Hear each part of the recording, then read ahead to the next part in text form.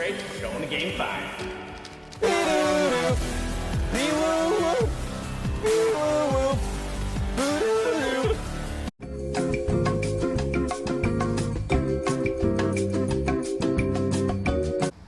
Hey, I can already solve this 3x3. Why should I come to your dumb club? Well, can you solve this?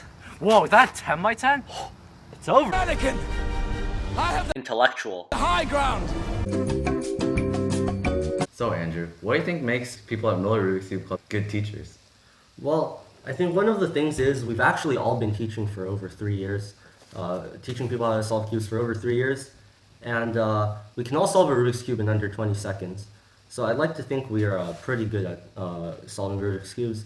In fact, some of us even go to competitions and compete all the time. So I think we do definitely have the background and knowledge necessary to solve a Rubik's Cube. And whoa, good job! Let's go! Hey!